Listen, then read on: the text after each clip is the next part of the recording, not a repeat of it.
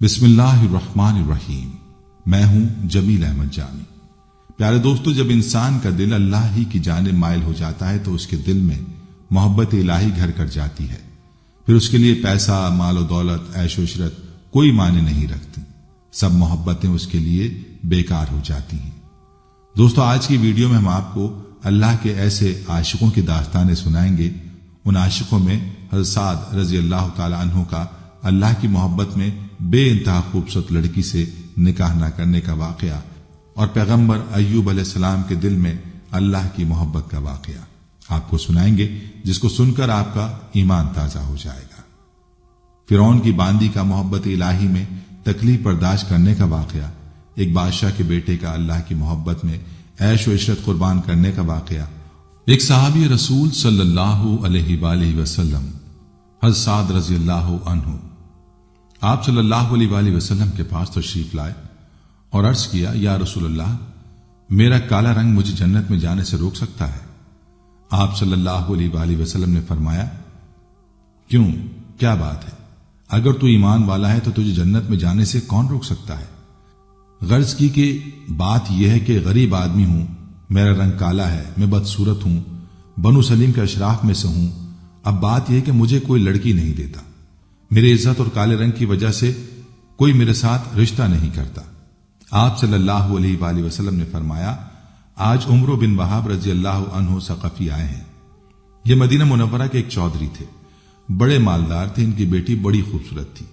صحابہ رضوان اللہ علیہم اجمعین نے کہا، وہ مجلس میں تو موجود نہیں۔ آپ صلی اللہ علیہ وآلہ وسلم نے فرمایا، جاؤ عمرو بن وہاب رضی اللہ عنہ کو کہو کہ اپنی لڑکی تیرے نکاح میں دے دیں۔ حضرت سعد رضی اللہ عنہ جا کے دروازے پر پہنچے، دروازے پر دستک دی۔ حضرت عمرو بن وہاب رضی اللہ عنہ باہر نکلے، پوچھا، بھائی کیا بات ہے؟ کہا، میں رسول اللہ صلی اللہ علیہ وآلہ وسلم کا بھیجا ہوا ہوں اور آپ صلی اللہ علیہ وآلہ وسلم کا قاصد ہوں۔ آپ کے پاس آپ کی بیٹی کی شادی کا پیغام لایا ہوں۔ بظاہر انہیں یقین نہیں آیا، اس لیے کہا کہ بھاگ جا، کہاں کی بات کرتا ہے؟ وہ تو بیچارہ غریب تھا، پہلے کا غم کھایا ہوا، وہ تو ڈر کے وہاں سے پیچھے ہٹا۔ ادھر عمرو رضی اللہ عنہ کی بیٹی حسن و جمال میں مشہور بیٹی کے کان میں آواز پڑ گئی۔ پیچھے سے آواز دی، ابا جان سوچ تو لیا کرو کیا کہہ رہے ہو، نبی صلی اللہ علیہ وآلہ وسلم کی بات کو ٹھکرا رہے ہو، ہلاک ہو جاؤ گے۔ میں نبی کے حکم کے سامنے تیار ہوں، میں کالے گورے کو نہیں دیکھ رہی، نبی صلی اللہ علیہ وآلہ وسلم کے حکم کو دیکھ رہی ہوں۔ جاؤ میں تیار ہوں اور کہہ دو میں شادی کروں گی۔ حضرت عمرو بن وہاب رضی اللہ عنہ ثقفی بھاگے بھاگے پیچھے گئے۔ آپ مجلس میں تشریف فرما ہیں، جب دیکھا کہ عمرو آئے ہیں تو فرمایا، تو نے ہی اللہ کے رسول صلی اللہ علیہ وآلہ وسلم کی بات کو ٹھکرایا۔ عمرو رضی اللہ عنہ نے عرض کیا، میرے ماں باپ آپ پر قربان، یا رسول اللہ صلی اللہ علیہ وآلہ وسلم خطا ہوئی معاف فرمائے، حکم کیجئے، کیا حکم ہے؟ فرمایا، اس سے اپنی بیٹی کی شادی کرا دو۔ عمرو رضی اللہ عنہ نے عرض کیا، کیا آپ نکاح پڑھائیں گے؟ آپ نے نکاح پڑھایا، 400 درہم مہر مقرر کیا۔ آپ نے فرمایا، جاؤ سعد رضی اللہ عنہ لڑکی کو لے کر آؤ۔ کوئی بارات وغیرہ تو ہوتی نہیں تھی۔ فرمایا، سعد رضی اللہ عنہ جاؤ بیوی کو لے کر آؤ۔ عرض کیا، یا رسول اللہ صلی اللہ علیہ وآلہ وسلم، میرے پاس تو 1 درہم بھی نہیں ہے، میں 400 کہاں سے پیدا کروں اور اس کو لے کے آؤں؟ آپ نے فرمایا، چلو گھبرانے کی بات نہیں، جاؤ علی رضی اللہ عنہ کے پاس جاؤ، عثمان عبد الرحمان کے پاس، ان سے کہو کہ 200 درہم دے دیں، تیرے پاس 600 درہم ہو جائیں گے، 400 مہر ادا ہو جائے گا اور 200 سے اپنا کوئی کام کر لینا، نہ گھر نہ در، کوئی اور چیز، کپڑا ہی لے لینا۔ عرض کیا، بہت اچھا۔ حضرت عثمان، حضرت علی، حضرت عبد الرحمان رضی اللہ عنہ کے پاس گئے، انہوں نے خوش ہو کر 200 سے زائد دے دیا۔ کتنا زیادہ دیا؟ صرف اتنا لفظ آتا ہے کہ 200 اور کچھ زیادہ 900 یا 1000 ہوں گے۔ اب حضرت سعد رضی اللہ عنہ بڑے خوش، کیوں بھائی، ایک نوجوان جو بڑی خوبصورت لڑکی سے شادی کرنے والا ہو، اس کے جذبات کو کون سمجھ سکتا ہے سوائے اس کے جس پر خود گزری ہو؟ کیا جذبہ ہوگا حضرت سعد رضی اللہ عنہ کا؟ کہنے لگے، لڑکی کو لینے بعد میں جاؤں گا، پہلے تو کچھ سودا بازار سے خرید لوں، 400 تو مہر میں کیا باقی کیا کروں، کچھ کا کپڑا، کچھ کا کھانے پینے کا سامان خرید لوں گا تاکہ میرا کچھ کام چل سکے، گھر کی مشکل بن سکے۔ جب بازار میں داخل ہوئے تو ایک آواز کان میں پڑی، اے اللہ کے دوستو، اللہ کے راستے میں نکلو۔ بس یہ سننا تھا کہ حضرت سعد رضی اللہ عنہ کے قدم زمین پر جم گئے۔ سارے جذبات، سارے احساسات کو ایک بول نے نکال کے اللہ اور اس کے رسول صلی اللہ علیہ وآلہ وسلم کی محبت کو دل میں ڈال دیا۔ کوئی ہے ایسا ایمان والا جو اتنے بڑے جذبات کو اللہ اور اللہ کے رسول صلی اللہ علیہ وآلہ وسلم کی بات پر قربان کرے؟ آسمان پر ایک بھرپور نگاہ ڈالی اور یوں کہا، اے زمین و آسمان کے رب اور اے محمد صلی اللہ علیہ وآلہ وسلم کے رب، اللہ اب میرا یہ مال شادی پر نہیں لگے گا، میرا یہ مال وہاں لگے گا جہاں تو بھی راضی، تیرا رسول بھی راضی، اور مسلمان بھی خوش ہو جائیں گے۔ نہ شادی یاد رہی، نہ رات کا وصال یاد رہا، نہ سہاگ رات یاد رہی، نہ بیوی کے پہلو میں رات کا لیٹنا یاد رہا۔ یاد رہا اللہ اور رسول کا کام یاد رہا۔ گھوڑا خریدا، ڈھال خریدی، تلوار خریدی، چہرے کو چھپا کر صرف آنکھیں ننگی، باقی چہرہ چھپا ہوا۔ صحابہ رضوان اللہ علیہم اجمعین کے لمبے چوڑے سر پر خود نہیں پہنتے تھے جیسے رومیوں کی عادت تھی، معمولی سامان ہوتا۔ صحابہ رضی اللہ عنہم اجمعین کہنے لگے، ارے یہ کون ہے چہرہ چھپائے ہوئے؟ اور آپ کو خبر ہے کہ چہرہ کیوں چھپایا ہے؟ چہرہ اس لیے چھپایا کہ اگر مجھے حضور صلی اللہ علیہ وآلہ وسلم نے دیکھ لیا تو کہیں واپس نہ بھیج دیں۔ کہہ رہے تو کہاں جا رہا ہے؟ میں نے تو تمہیں کہاں بھیجا تھا؟ یہ خیال ہے کہ کہیں حضور اکرم صلی اللہ علیہ وآلہ وسلم نے دیکھ لیا تو واپس نہ ہو جاؤں۔ کسی نے پوچھا کون ہے؟ حضرت علی رضی اللہ عنہ نے کہا، ارے اللہ کا بندہ کوئی پردیسی ہوگا، تمہارے دین کی مدد کے لیے تمہارے ساتھ آ گیا۔ ارے چھوڑو اسے۔ اب جو ہی ٹکر اور میدان میں اترے، لڑتے لڑتے حضرت سعد رضی اللہ عنہ کے گھوڑے کو جو تیر لگا، گھوڑا الٹ کر گرا اور گر کر مرا۔ حضرت سعد رضی اللہ عنہ بھی ساتھ ہی گرے اور جلدی سے اٹھے اور جلدی جلدی اپنے بازو اوپر چڑھائے۔ حضور اکرم صلی اللہ علیہ وآلہ وسلم نے بازوؤں کو دیکھا، اس کے کالے کالے بازو جب باہر نکلے، آپ صلی اللہ علیہ وآلہ وسلم نے دیکھا اور فرمایا کہ تو مجھے سعد نظر آتا ہے۔ عرض کیا، میرے ماں باپ آپ پر قربان ہو جائیں، اے اللہ کے رسول، میں سعد ہی ہوں۔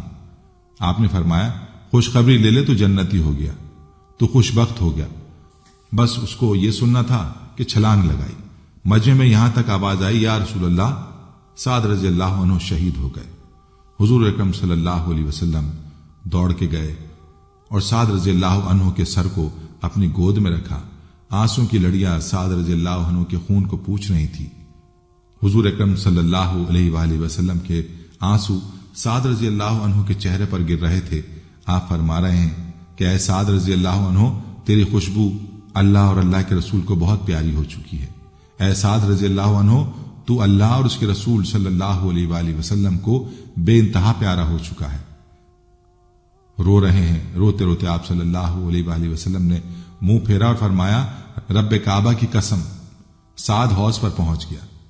حضرت ابو لبابہ رضی اللہ عنہ بن منذر نے فرمایا، رسول اللہ صلی اللہ علیہ وآلہ وسلم، یہ حوض کیا ہے؟ آپ صلی اللہ علیہ وآلہ وسلم نے فرمایا، یہ حوض وہ ہے جو میرے رب نے مجھے دیا ہے، اس دودھ سے زیادہ سفید، شہد سے زیادہ میٹھا۔ جب ایک دفعہ اس کو کوئی پی لے گا دوبارہ پیاس نہیں لگے گی۔ حدیث میں آئے کہ اس حوض کے 4 کنارے ہیں۔ پہلے کنارے پر حضرت ابوبکر صدیق رضی اللہ عنہ، دوسرے کنارے پر حضرت عمر رضی اللہ عنہ، تیسرے کنارے پر حضرت عثمان رضی اللہ عنہ اور چوتھے کنارے پر حضرت علی رضی اللہ عنہ ہوں گے۔ یہ چاروں صحابہ رضی اللہ عنہ مجمعین کناروں پر کھڑے ہیں، امت آ رہی ہے، یہ پلا رہے ہیں۔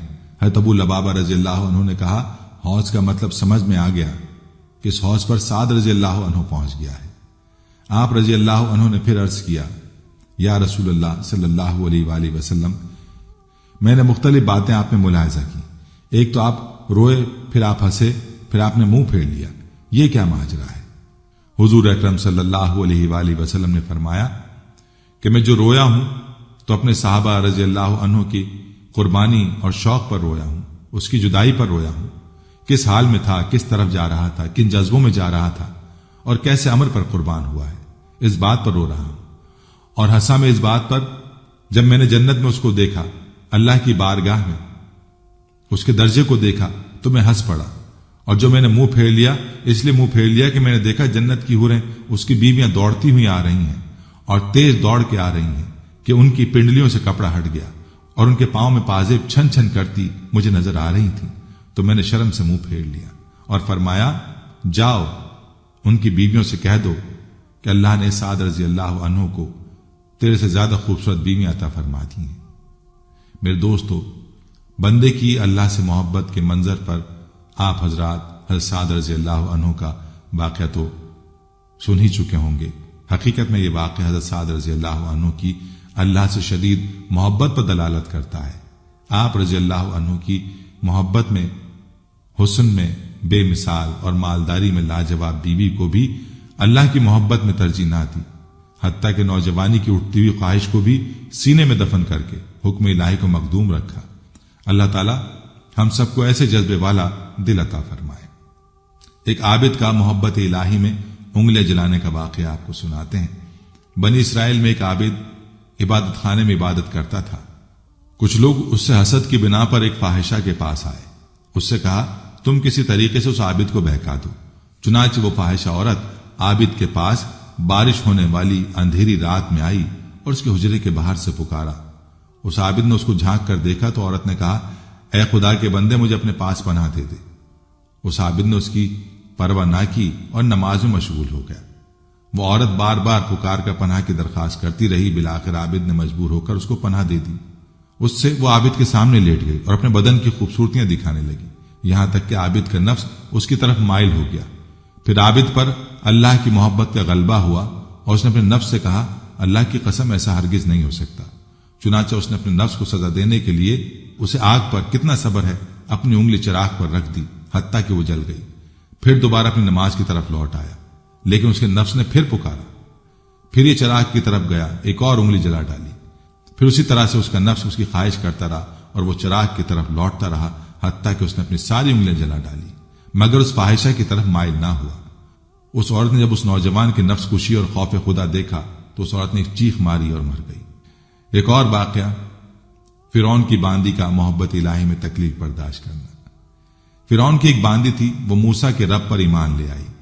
فرعون کو جب پتہ چلا، اسے دربار میں بلایا تو وہ خوشی خوشی دربار میں آئی، اور کیوں نہ آتی، آج تو اس کی محبت کا امتحان کے بعد وصال محبوب کا دن تھا، تو کہا، جان جائے بلا سے جائے مگر محبوب مل جائے۔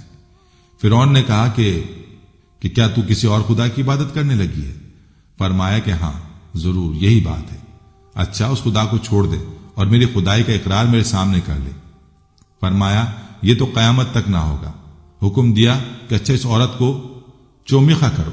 فوراً چاروں ہاتھ پیروں کو میخوں سے جکڑ کر اور بالکل بے حس و حرکت لٹا دیا۔ پھر بہت سے سانپ اور بچھو جو اہل اللہ کے کٹوانے کے لیے موجود رہتے تھے منگوائے گئے اور اس عورت کے اوپر ڈالے اور کہا کہ لے، اب بھی اس خدا کو چھوڑ دے، نہیں تو پورے 2 ماہ اسی عذاب میں ڈالے رہوں گا۔ بی بی ماشطہ نے جواب دیا کہ تو 2 مہینے تو کیا، بے شک سارے سال عذاب میں دے کر رکھ لے۔ روز بروز خدا کی محبت زیادہ ہوگی، ایک ذرہ کم نہ ہوگی۔ بخاری کی روایت ہرقل شاہ روم کے الفاظ ہیں کہ ایمان کی شان یہ ہے کہ جب ایمانی لذت دل میں بھر جاتی ہے پھر کسی طرح نکلنے کا نام نہیں لیتی۔ اے فرعون، 2 مہینے تو کیا، اگر برسوں تک بھی عذاب کرے گا تو یہ بندی اپنے مولا رب العلا کو نہ چھوڑے گی۔ اس نے ایک بیوی کی 2 لڑکیاں، ایک 4-5 سال کی اور ایک ابھی دودھ پیتی تھی۔ فرعون نے کہا، دونوں کو بلا کر پہلے بڑی لڑکی کو ماں کی چھاتی پر لٹا کر ذبح کیا اور پھر کہا، لے اب بھی سمجھ جا، نہیں تو اس دودھ پیتی بچی کو بھی اسی طرح ذبح کر دیں گے۔ فرمایا، اگر تو سارے جہاں کو لا کر میری چھاتی پر ذبح کر ڈالے گا تو بھی میں اس محبوب کو نہیں چھوڑوں گی۔ یہ سن کر فرعون نے حکم دیا کہ چھوٹی لڑکی کو بھی ذبح کیا جائے۔ جس وقت اس معصوم ننھی سی جان کو چھری کے نیچے ماں کی چھاتی پر، جہاں وہ پہلے دودھ پیا کرتی تھی، آج اپنی چھوٹی سی جان اس نعمت کے شکریہ میں راہ مولا میں قربان کرنے کے لیے لٹائی گئی، ماں کی آنکھوں میں آنسو بھر آئے۔ 6 مہینے کی جان نے بآواز بلند کہا، ہائے اماں، روتی کیوں ہو؟ وہ جنت تمہارے لیے تیار ہو رہی ہے۔ اے ماں، جنت میں پہنچ کر دیدار الہی نصیب ہوگا۔ ماں بچی سے یہ تعجب کی بات سن کر پوری مضبوط ہو گئی۔ ادھر ظالموں نے اسے ذبح کیا۔ ننھی بچی کا فراق زیادہ ماں نے پسند نہ کیا، خود بھی ساتھ ساتھ راہی جنت ہوئی اور نہایت آرام سے جنت میں پہنچ گئی۔ یہ تینوں ماں بیٹیاں ادھر راہ خدا میں کام آئی۔ جب سید الموجودات خلاصہ کائنات علیہ الصلوۃ والسلام معراج پر تشریف لے گئے اور براق میدان مصر کے قریب پہنچا، یکایک جنت کی خوشبو آپ صلی اللہ علیہ وآلہ وسلم کے دماغ میں آئی۔ فرمایا کہ جبریل، یہ کیسی خوشبو ہے؟ کیا یہ خوشبو جنت کی خوشبو ہے؟ حضرت جبریل علیہ السلام نے فرمایا کہ یا حضرت، جنت تو یہاں سے بہت فاصلے پر ہے، لیکن یہ فرعون کی دختر کی کنگھی کرنے والی عورت کی خوشبو ہے۔ واہ، سبحان اللہ و بحمدہ، سبحان اللہ العظیم۔ ایمان میں کیسی تیز خوشبو ہے کہ جس کی خاک میں ایمان والا مل جائے گا اور اس خاک کو نمونہ جنت بنا دے گا۔ ہاں، سوچنے والی بات یہ ہے کہ جب قبر کے باہر سے خوشبو کا یہ عالم ہے تو اندر انعامات برس رہے ہوں گے۔ ایک اور واقعہ آپ کو سناتے ہیں، فرعون کی بیوی کا محبت الہی میں عیش و عشرت ٹھکرا دینے کا واقعہ۔ اس تمام منظر کو جب فرعون کی بیوی آسیہ نے دیکھا تو اس نے دل میں کہا، کوئی ماں اپنے بچوں کو ایسے قربان کر سکتی ہے؟ کوئی ماں اپنے بچوں کو ایسے قربان نہیں کر سکتی سوائے دین حق کے۔ روبرو وقت شہادت اس بیوی کے لیے ملائکہ کا آسمان سے نازل ہونا اور روح مبارک کو جنت کے کفنوں میں لپیٹ کر لے جانا سب نظر آ رہا تھا۔ اب کیا تھا، محبوب کے گھر کے ملازمین نظر آ گئے، جوش الہی پیدا ہو گیا اور حجاب درمیان سے اٹھ گیا۔ عشق اور مشق چھپائے نہیں چھپتا۔ بی بی آسیہ رضی اللہ عنہا دیوانوں کی طرح بکھر بیٹھی۔ اتنے میں فرعون گھر میں بی بی آسیہ رضی اللہ عنہا کے پاس آ بیٹھا۔ بے ساختہ آسیہ رضی اللہ عنہا نے بآواز بلند کہا، اے مخلوق میں سب سے برے اور خبیث آدمی، تو نے ایسی نیک عورت کو قتل کر دیا۔ فرعون نے کہا، شاید تجھے بھی ویسا ہی جنون ہوا ہے۔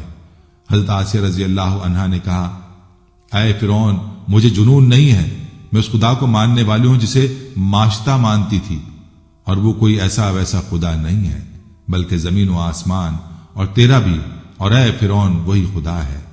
جب فرعون نے یہ سنا تو آپ کے کپڑے پھاڑ ڈالے اور بہت زیادہ مالدار اور بی بی آسیہ رضی اللہ عنہا کے متعلقین رشتہ داروں کو بلایا اور یہ کہا کہ اسے سمجھاؤ کہ یہ بھی کیوں اپنی جان کی دشمن ہوئی ہے۔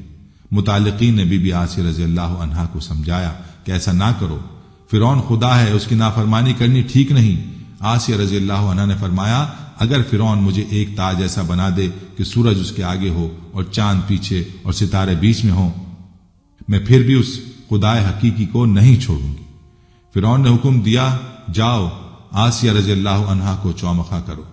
بی بی کو زمین پر لٹا دیا، چاروں ہاتھوں پیروں میں میخیں جڑ دیں اور چھاتی پر آگ کا طبق بھر کر رکھ دیا اور کہا کہ اور بھی زیادہ عذاب کروں گا ورنہ اس خدا کو چھوڑ دے۔ آسیہ رضی اللہ عنہا نے کہا، اے فرعون، اگر تو عذاب کرے گا تو میرے جسم کو، لیکن خدا کی محبت میرے دل سے کم نہ ہوگی۔ اے فرعون، اگر تو میرے جسم کے ٹکڑے ٹکڑے کر ڈالے گا تو ہر خون کے قطرے کے بدلے میں عشق الہی اور زیادہ ہوگا، ہر پارہ جگر کے عوض میں محبت الہی بڑھتی رہے گی۔ برا کہنا، ملامت کرنا لوگوں کا دل کے اوپر اوپر ہے اور محبوب کی محبت دل کے تہ میں ہے۔ اب حالت یہ ہے کہ خون میں نہائے ہوئے ہیں، طبق آگ کا سینے پر رکھا ہے، مگر عشق مولا کی آگ زیادہ بھڑکتی جاتی ہے۔ اتنے میں حضرت موسیٰ علیہ السلام کو خبر لگی کہ آج آسیہ رضی اللہ عنہا کے عشق کا امتحان ہے۔ گھبرائے ہوئے آسیہ رضی اللہ عنہا نے پکارا، اے موسیٰ، میں نے اسے عشق میں یہ ارغونی جوڑا پہنا ہے، یہ حالت بنا لی ہے، یہ تو بتاؤ وہ محبوب الہی اب بھی مجھ سے راضی ہوا یا نہیں؟ حضرت موسیٰ علیہ السلام نے فرمایا، کہا، اے آسیہ رضی اللہ عنہا، ساتوں آسمان کے ملائک تیرے انتظار میں ہیں اور رب العزت ملائکہ سے فرما رہا ہے کہ دیکھو ہمارے عاشق بندے ایسے ہوتے ہیں، کیا کیا سخت تکلیفیں اٹھا رہے ہیں، مگر محبت ہماری زیادہ ہوتی جاتی ہے۔ اے آسیہ رضی اللہ عنہا، مانگ لے جو تیرا جی چاہے۔ آسیہ نے دعا کی، اے میرے رب، میرے لیے جنت میں اپنے ہاں ایک گھر بنا دے اور مجھے فرعون اور اس کے عمل سے نجات دے دے اور مجھے ظالموں کی قوم سے نجات دے دے۔ اب اللہ کی رحمت کو جوش آیا اور آسمان کے پردے کھل گئے۔ اللہ تعالیٰ نے جنت کے داروغ رضوان سے کہا، میری بندی کو اس کا جنت کا گھر دکھا دو۔ آسیہ نے اپنے گھر دیکھا اور لبوں پر مسکراہٹ آ گئی اور جان اللہ کے سپرد کر دی۔ ایک اور واقعہ آپ کی خدمت میں پیش کرتے ہیں، محبت الہی میں شہزادی کو ٹھکرا دینے والے عاشق خدا کا واقعہ۔ ایک فقیر کی نگاہ ایک شہزادی پر پڑی، دونوں تیر عشق کا شکار ہو گئے۔ لیکن زمین و آسمان کس طرح ملیں؟ شہزادی نے درویش کو کہلا بھیجا کہ تو مرد فقیر بے سر و سامان ہے اور میں اس ملک کی شہزادی، وصل ناممکن ہے، مگر میں تجھ کو ایک ترکیب بتاتی ہوں، وہ یہ کہ تو پہاڑ پر جا، یاد الہی میں مشغول ہو جا اور ریاضت و مجاہدہ اختیار کرتا کہ تیری شہرت ہو اور خلقت تیری طرف رجوع ہونے لگے، پھر میں بھی اپنے باپ سے اجازت لے کر تیری زیارت کو آیا کروں گی، اور اس طرح کم از کم ہماری حسرت دید تو پوری ہو جائے گی۔ درویش نے پیغام سنتے ہی پہاڑوں کی راہ لی اور یاد الہی میں مشغول ہو گیا۔ رحمت حق متوجہ ہوئی اور اس کو اپنی طرف کھینچ لیا۔ کچھ عرصے کے بعد اس کی عبادت و مشغولیت اور بزرگی کا چرچا ہونے لگا اور لوگ اس کی زیارت کو آنے لگے۔ شہزادی نے جب اس کی شہرت سنی تو اپنے باپ سے اجازت لے کر اس کے حجرے میں آراستہ و پیراستہ ہو کر داخل ہوئی، لیکن درویش نے آنکھ اٹھا کر بھی نہیں دیکھا۔ طاعت الہی کا ذوق اس کو حاصل ہو چکا تھا اور محبت الہی اس کے قلب پر چھا چکی تھی۔ ہر چند شہزادی اس کو یاد دلاتی رہی اور بار بار کہتی رہی، میں شہزادی اس ملک کی ہوں، فلاں وقت ہم دونوں تیر عشق کا شکار ہوئے تھے اور یہ ہیلا میں نے تجھی کو بتلایا تھا، مگر اس درویش نے ایک نہ سنی۔ ایک اور واقعہ آپ کی خدمت میں پیش ہے، اگر میرا مالک میرا جوڑ بھی الگ کر دے۔ یہ بڑا مشہور واقعہ ہے۔ بشر رحمہ اللہ کہتے ہیں کہ میں نے شروع سلوک میں جزیرہ عباد ان کا قصد کیا۔ وہاں ایک شخص کو دیکھا کہ اندھا اور کوڑھی اور مجنون اور مرگی زدہ ہے اور چوٹیاں اس کا گوشت کھا رہی ہیں۔ میں نے اس کا سر اٹھا کر اپنی گود میں رکھ لیا اور کچھ کہتا رہا۔ جب اس کو ہوش آیا تو کہا، یہ کون اجنبی آدمی ہے جو میرے اور میرے پروردگار کے معاملے میں دخل دیتا ہے؟ اگر وہ میرا ایک ایک جوڑ کو کاٹ ڈالے تب بھی میں اس سے محبت زیادہ ہی کروں گا۔ بشر رحمہ اللہ کہتے ہیں کہ بعد اس معاملے کے جب کبھی مجھ کو اس طرح کا معاملہ بندے میں اور پروردگار میں معلوم ہوا تو میں نے کبھی اس کو برا نہیں جانا۔ ایک بادشاہ کے بیٹے کا اللہ تعالیٰ کی محبت میں عیش و عشرت کو قربان کر دینے کا واقعہ۔ خلیفہ ہارون رشید کا ایک لڑکا 16 برس کے سن میں تھا۔ وہ زاہدوں اور درویشوں کی صحبت میں بہت رہتا اور اس کی حالت یہ تھی کہ قبرستان میں نکل جانا اور وہاں جا کر مردوں سے خطاب کر کے کہتا کہ تم ہم سے پہلے دنیا میں موجود تھے اور دنیا کے مالک تھے اور اب تم قبروں میں ہو، اے کاش مجھے خبر مل جائے تم کیا بولتے تھے اور لوگ تم سے کیا کہا کرتے تھے۔ غرض یہ کہ اس قسم کے کلمات حسرت آمیز کہتا اور پھر پھوٹ پھوٹ کر روتا۔ ایک دن کا قصہ ہے، یہ لڑکا اپنے باپ ہارون رشید کے پاس آیا اور اس وقت عمراء اور وزراء اور ارکان دولت سب اپنے اپنے قرینے سے بیٹھے ہوئے تھے، اور وہ آیا بھی اس حالت میں کہ ایک تہمد اوڑھے اور ایک تہمد باندھے ہوئے۔ جب اس حیت کو آیا نے سلطنت اور ارکان دولت نے ملاحظہ کیا تو آپس میں بعض آدمی کہنے لگے کہ امیر المومنین اور خلیفۃ المسلمین کو بادشاہوں میں ایسی ہی اولاد نے بدنام کیا ہے، اگر امیر المومنین اس کو تحدید و تنبیہ کریں تو کچھ بعید نہیں کہ اپنی اس حالت کو چھوڑ دے۔ یہ بات خلیفہ ہارون رشید کے کانوں تک پہنچی۔ اس کو بھی یہ مشورہ پسند آیا اور بیٹے سے کہا، بیٹا تمہاری اس چال چلن نے مجھے رسوا کر دیا ہے۔ اس نے یہ سن کر ہارون رشید کی طرف دیکھا اور کچھ جواب نہ دیا۔ اتفاقاً ایک پرندہ قلعے کے برج پر بیٹھا تھا۔ لڑکے نے اس کی طرف اشارہ کر کے کہا کہ اے پرندے، تجھ کو تیرے پیدا کرنے والے کی قسم، تو میرے ہاتھ پر آ بیٹھ۔ وہ پرندہ یہ سن کر فوراً لڑکے کے ہاتھ پر آ بیٹھا۔ کچھ دیر بعد اس سے کہا، اپنی جگہ پر چلا جا۔ وہ چلا گیا اور کہا، تجھے خالق کی قسم امیر المومنین کے ہاتھ پر نہ آنا۔ یہ قدرت کی نشانی و کرشمہ و کرامت حاضرین کو دکھلا کر باپ سے کہا، ابا جان میں آپ سے علیحدہ رہوں گا، اور یہ کہہ کر بے توشہ و بے سامان چل کھڑا ہوا۔ صرف ایک قرآن شریف اور ایک انگوٹھی ہمراہ لی کہ جو اس کی ماں نے اس کو دی تھی۔ چلتے چلتے بصرہ میں آ ٹھہرا اور مزدوروں کے ساتھ مٹی گارے کا کام اختیار کیا، اور ہفتے میں صرف ایک دن مزدوری کرتا اور 1 درہم اور 1 وانق مزدوری میں لیتا تھا۔ ایک ہفتے میں 1 دانگ روز کے حساب سے استعمال کرتا تھا۔ ابو عامر بصری کہتے ہیں کہ میرے گھر کی ایک دیوار منہدم ہو گئی تھی۔ میں نے اسے بنوانے کے ارادے سے مزدوروں کی تلاش میں نکلا۔ دیکھا کہ ایک مزدور کی حیت میں ایک نہایت خوبصورت لڑکا ہے۔ میں نے ایسا حسین لڑکا پہلے کبھی نہ دیکھا تھا۔ اس کے سامنے ایک زنبیل ہے اور قرآن شریف کی تلاوت کر رہا ہے۔ میں نے اس سے کہا، لڑکے کچھ کام کرو گے؟ اس نے کہا، کیوں نہیں، کام کے لیے تو پیدا ہی ہوئے ہیں، لیکن یہ بتاؤ کس قسم کا کام لوگے؟ میں نے کہا کہ گارے مٹی کا کام کرنا ہوگا، کیا بہتر ہے؟ لیکن 1 درہم اور 1 وانگ لوں گا اور نماز کے وقت اپنی نماز پڑھوں گا۔ میں نے کہا منظور ہے، چلو۔ میں لے کر آیا اور کام پر لگا کر چلا گیا۔ جب مغرب کا وقت آیا تو آ کر کیا دیکھتا ہوں کہ اس نے 10 آدمیوں کے برابر کا کام کیا ہے۔ میں اسے بجائے 1 درہم 1 وانق کے 2 درہم پورے دینے لگا۔ کہا ابو عامر میں اسے لے کر کیا کروں گا، اور لینے سے صاف انکار کر دیا۔ پھر میں نے 1 درہم اور 1 وانق دے کر اسے رخصت کر دیا۔ دوسرے دن پھر میں اس کی تلاش میں بازار گیا، ہر طرف تلاش کیا لیکن وہ کہیں نہیں ملا۔ میں نے لوگوں سے پوچھا کہ ایسی صورت اور شان کا لڑکا جو مزدوری کرتا ہے کہاں ہے؟ لوگوں نے کہا وہ صرف ہفتے کے دن مزدوری کیا کرتا ہے، اب تم اس کو صرف ہفتے کے دن دیکھو گے۔ میں نے سوچا کہ کام کو موقوف رکھو، جب وہ آئے گا یہ کام اسی سے لیں گے۔ جب ہفتے کا دن آیا تو میں اس کی تلاش میں بازار آیا، دیکھا تو اسی حالت میں موجود ہے۔ میں نے اس کو سلام کیا اور کام کے لیے اس سے کہا۔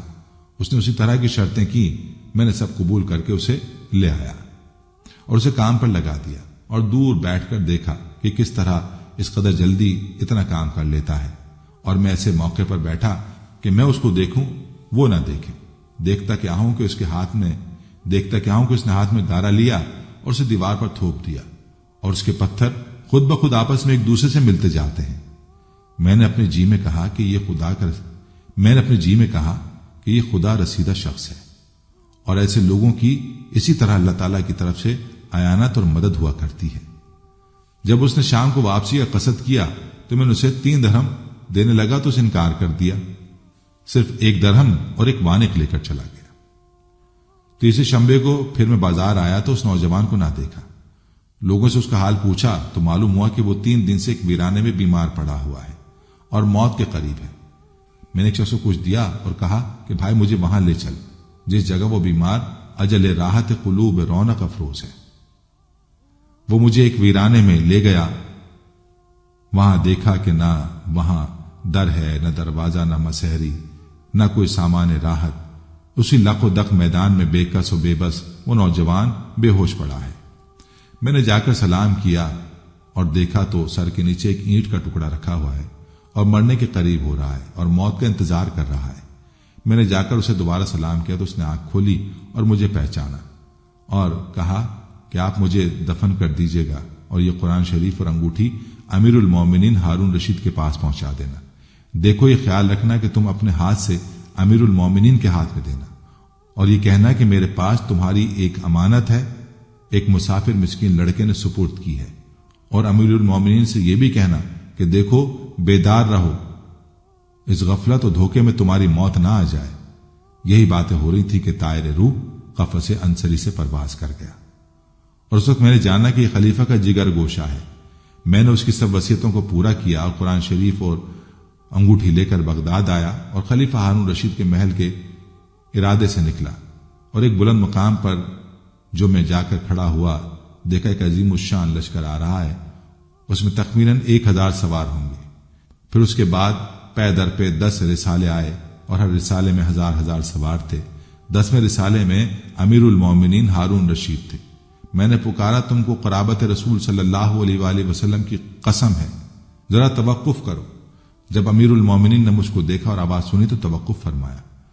میں نے قریب جا کر وہ قرآن شریف اور انگوٹھی سپرد کی جو اس لڑکے نے پیغام میں کہا تھا، سب پہنچا دیا۔ امیر المومنین نے یہ سن کر کچھ دیر سر جھکایا اور آنسو بہائے۔ ابو عامر کہتے ہیں کہ اس رات جب میں اپنے وظائف سے فارغ ہو کر سویا تو خواب میں دیکھتا ہوں کہ ایک نور کا قبا ہے اور اس پر ایک نور کا ابر ہے۔ وہ نور پھٹا اور اس میں سے وہ لڑکا یہ کہتا ہوا نکلا، اے ابو عامر، حق تعالیٰ تم کو جزائے خیر دے، تم نے خوب میری وصیتوں کو پورا کیا۔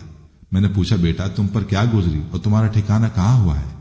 اس نے کہا کہ اپنے پروردگار رحیم و کریم کے پاس ہوں اور وہ مجھ سے راضی ہے، کچھ ناراض نہیں، اور مجھے ایسی نعمت عطا فرمائی کہ نہ کسی آنکھ نے دیکھی اور نہ کسی کان نے سنی اور نہ کسی کے دل پر ان کا خیال تک گزرا۔ حق تعالیٰ نے قسم کھا کر فرمایا ہے کہ جو بندہ دنیا کی نجاستوں سے ایسا نکل کر آئے گا جیسے کہ تو نکل کر آیا ہے تو اس کو ایسی ہی نعمتیں دوں گا جیسی تجھ کو دی ہیں۔ اس کے بعد میری آنکھ کھلی تو دل میں اس کی باتوں سے اور بشارت سے ایک خوشی اور سرور پایا۔ یہ ہے محبت الہی کا کمال۔ नाज़रीन, एक और वाक़या हज़रत अय्यूब अलैहिस्सलाम का मोहब्बत इलाही से लबरेज वाक़या है। रोज़े रियाहीन में लिखा है, हज़रत अय्यूब अलैहिस्सलाम पर मर्ज आजमाइश नाजिल होने लगी। हज़रत जिब्रील अलैहिस्सलाम आए और ये खबर लाए कि ए अय्यूब, खुदा की तरफ से तुम पर सख्त इम्तहान आने वाला है जिसकी बर्दाश्त पहाड़ों में ना होगी। हज़रत अय्यूब अलैहिस्सलाम ने सुनकर फरमाया, अगर मुझे मेरे महबूब का दीदार और विसाल नसीब होता तो सब्र करूंगा कि जहां को ताज्जुब हो जाएगा कि किस तरह अय्यूब ने ऐसी मुसीबत पर सब्र किया। वही आई, अय्यूब सब्र के लिए तैयार हो जा। इजलिस ने जनाब बारी में अर्ज किया, इलाही तूने तो अय्यूब को किस्म किस्म की नेमतें कर रखी हैं, इसलिए वो शुक्रगुजारी करता है। माल की जगह माल, औलाद की जगह औलाद, भला अब शुक्र क्यों ना करे। हम तो जब जाने कि सब कुछ छीन लिया जाए और फिर वो वैसा ही शुक्रगुजार बना रहे।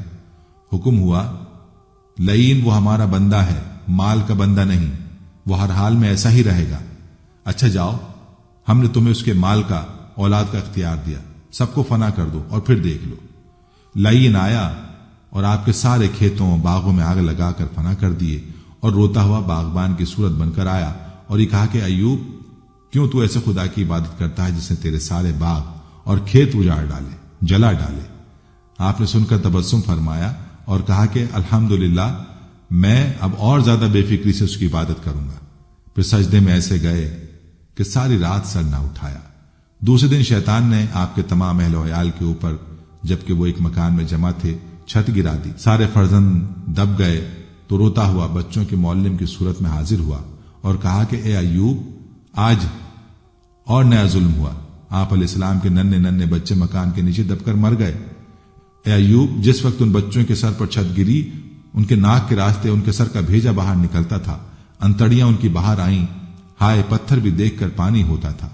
ये सुनकर आप अलैहिस्सलाम ने फरमाया कि अल्हम्दुलिल्लाह, अब तो मैं हर तरह से फारिग होकर अल्लाह की इबादत के लिए रह गया। और ये कहकर सर सजदे में रखा और एक दिन एक रात उस नेमत के जाने पर शुक्र अदा किया। तीसरे दिन शैतान आया, जबकि आप सजदे में थे। आपकी नाक के करीब वो आग भरा सांस फूंका कि आप अलैहिस्सलाम के सारे जिस्म में आग लग गई। फौरन सारे बदन पर फोड़े पैदा हुए। थोड़ी देर के बाद ताफून और बदबूत पैदा होकर शाम तक सारे बदन में कीड़े पड़ गए। जिस कदर मर्ज और मुसीबत ज्यादा होती थी, उसी कदर मौला की इबादत और शुक्र ज्यादा करते थे। आप अलैहिस्सलाम का जिस्म जगह जगह से फट गया और सारा जिस्म पीप का कच्चा लहू बन गया। हजारों कीड़े पैदा हो गए। जो कीड़ा आपके जिस्म से अलग होकर गिरता, उसे फरमाते हैं, ऐ कीड़े, मेरे मौला ने तेरी रोजी के लिए मुझे बनाया है, मैं तो राजी हूं, तू नाराज होकर कहां चला जा रहा है। कीड़ों की मेहमान नवाजी और रजा बिल कज़ा को मौलाना रूमी रहमतुल्लाह अलैह यूं बयान फरमाते हैं, हफ्त साल अय्यूब बा सब्र और रजा, दर बला खुशबूद बाजीफ खुदा। हज़रत अय्यूब अलैहिस्सलाम 7 साल तक इम्तहान में खुदा के मेहमानों के साथ, यानी कीड़ों के साथ, जो बदन में पैदा कर दिए गए थे, खुशी और राजी बरजा रहे। आपके मकाम रजा का यह हाल था, अगर हो सकता तो उसे फिर वापस जख्म के अंदर रख लेते। रात दिन का ये काम था, मगर दिल मौला की याद में मसरूफ था। किसी दिन बेजिक्र इलाही चैन न था। उसी हालत में एक दिन जिब्रील अलैहिस्सलाम आप अलैहिस्सलाम के पास आए और सलाम किया। हज़रत अय्यूब अलैहिस्सलाम ने जवाब ना दिया। फिर दूसरी दफा जिब्रील अलैहिस्सलाम ने सलाम किया। फिर दूसरी दफा आप सल्लल्लाहु अलैहि वसल्लम ने जवाब दिया। पूछा, मेरे पहले सलाम का जवाब क्यों ना दिया? हज़रत अय्यूब अलैहिस्सलाम ने फरमाया, ए जिब्रील, मेरे महबूब ने अपने कुछ मेहमान कीड़े मेरे पास भेजे हैं ताकि मैं अपना गोश्त खून अपने जिस्म की हड्डियों के दस्तरखान पर बिठाकर उन्हें खिलाऊं। आज उन मुबारक मेहमानों में से कुछ मेहमान मेरी जबान को खा रहे थे। इतने में आपने सलाम किया। मुझे डर हुआ कि अगर मैं आपको जवाब दूंगा तो वो मौला का मेहमान गिर जाएगा और मेरे बोलने के सबब उनकी रोजी जाती रहेगी। मबादा वो अपने खुदा से मेरी शिकायत करें और मैं नाफरमान इलाही बन जाऊं, फिर मेरा महबूब मुझसे नाराज हो जाए। इतनी देर वो मेहमान दूसरी जगह सरक गए। जबान को छोड़ दिया। मैंने आपका सलाम का जवाब दे दिया। यह वाकया मारफत इलाही जिल्द नंबर 2 सफा नंबर 310 पर मज़कूर है। बकौल मुफ्ती तकी उस्मानी साहब के बाइबल के सहीफे अय्यूबिया में भी यह लिखा हुआ वाकया है। हज़रत जिब्रील अलैहिस्सलाम ने हज़रत अय्यूब अलैहिस्सलाम से बाद सेहत मर्ज दरियाफ्त किया कि बीमारी में आपका क्या हाल था और अब क्या हाल है।